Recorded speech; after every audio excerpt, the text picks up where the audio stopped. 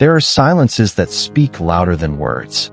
And then there are silences that stretch for years, decades, between people who once shared blood, laughter, and tears.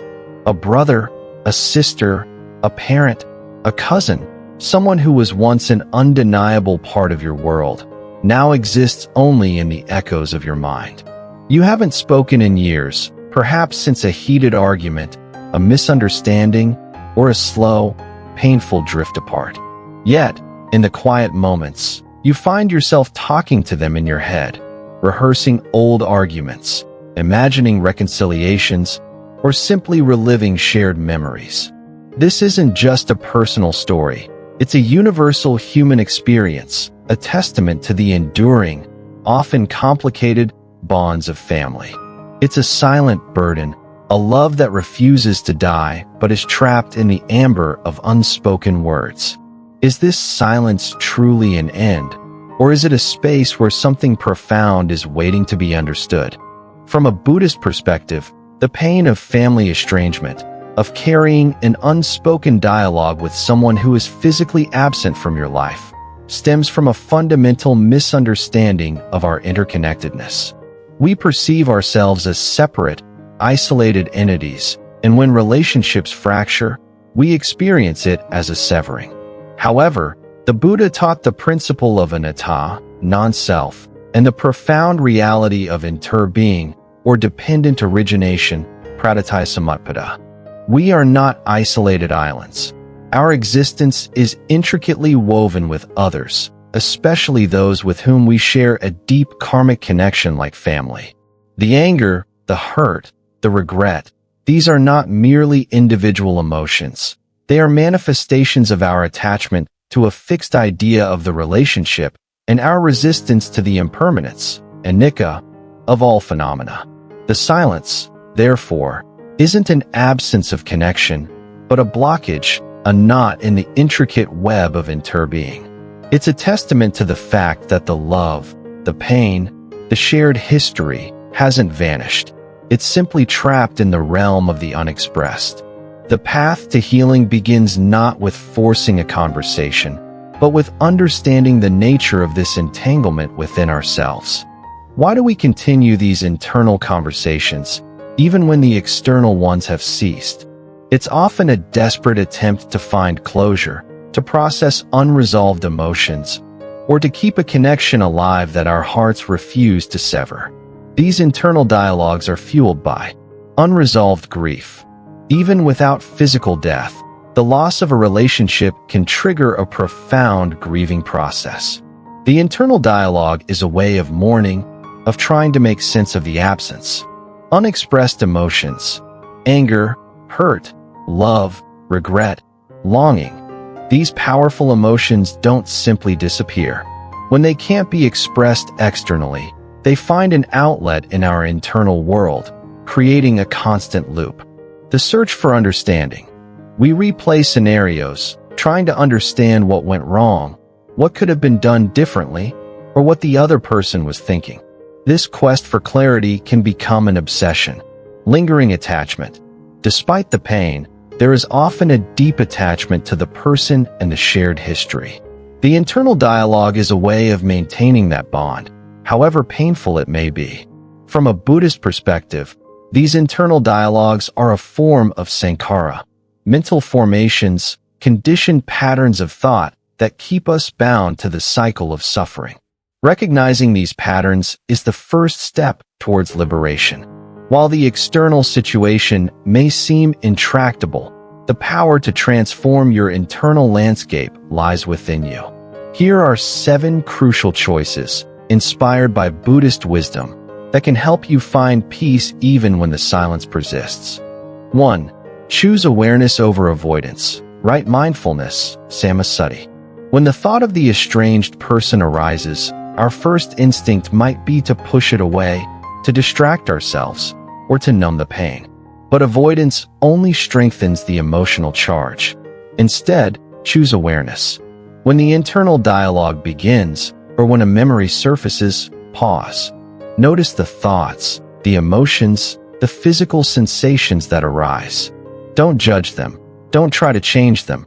Just observe them with a gentle curiosity. This is the practice of right mindfulness. It's like watching clouds pass in the sky. You see them, you acknowledge their presence, but you don't cling to them or try to stop them. By doing so, you create a space between yourself and the emotion, allowing it to lose its power over you. This doesn't mean you condone past hurts. It means you refuse to let them continue to hurt you in the present. 2. Choose compassion over blame. Right intention, Samma Sankappa. In family conflicts, blame is often a two-edged sword. We blame them, they blame us, and the cycle of resentment continues. Even in silence, this blame can fester internally. Choose compassion instead. This doesn't mean excusing their actions or denying your pain. It means recognizing that everyone, including the person who hurt you, is suffering in their own way, driven by their own conditioning and ignorance. Extend compassion not only to them, but also to yourself for the pain you've endured. This is the essence of right intention, cultivating thoughts of non-ill will and harmlessness. When you find yourself replaying scenarios of blame, gently shift your intention towards understanding and kindness. This softens the heart, not for their sake, but for your own liberation from the corrosive effects of anger. 3. Choose acceptance over resistance. Right view, Samadhithi. The most painful aspect of estrangement is often our resistance to the reality of the situation. We resist that the relationship has changed, that the person is no longer who we thought they were, or that reconciliation may not be possible. This resistance fuels our suffering. Choose acceptance. This is not resignation, but a clear-eyed understanding of what is.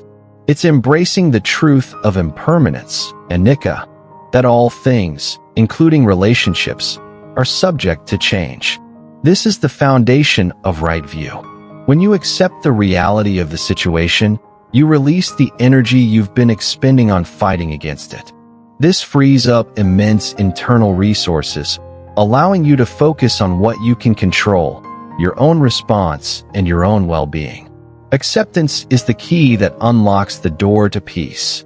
4. Choose inner work over external fixation. Right effort, Samma Vyama. When relationships are broken, our natural inclination is to try and fix the other person or to wait for them to change. But true healing begins within. Choose inner work. Direct your energy not towards manipulating the external situation, but towards cultivating positive states of mind and abandoning unwholesome ones within yourself. This is right effort. Instead of replaying arguments, practice loving-kindness meditation.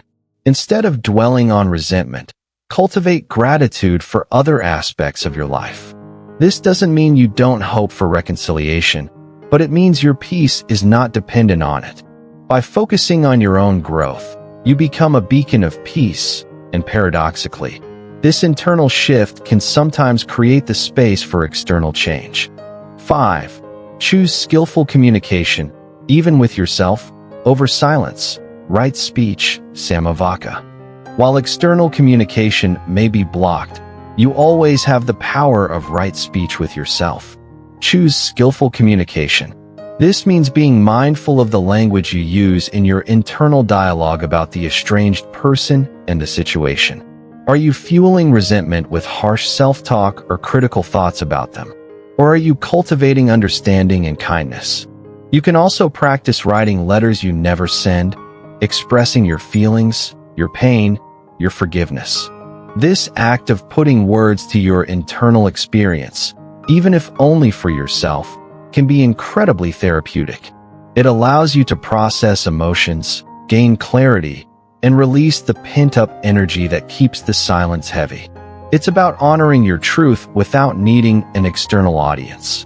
6. Choose a path of wholeness over fragmentation. Right livelihood, Samma Ajiva. Estrangement can leave us feeling fragmented, as if a part of us is missing or broken. We might find ourselves living a life that feels incomplete or inauthentic because of the unresolved conflict. Choose a path of wholeness. This means aligning your actions, your work, and your daily life with your deepest values and the principles of non-harming. This is right livelihood in its broadest sense, living in a way that supports your inner peace and contributes positively to the world, regardless of external circumstances. It's about building a life that is so rich and meaningful that the absence of one person, however significant, does not define your entire existence. By cultivating a life of integrity and purpose, you heal the fragmentation and become whole within yourself. 7. Choose wisdom over ignorance. Right concentration, samma samadhi, and right understanding, samadhi. The deepest root of suffering, according to Buddhist teachings, is avijja, ignorance.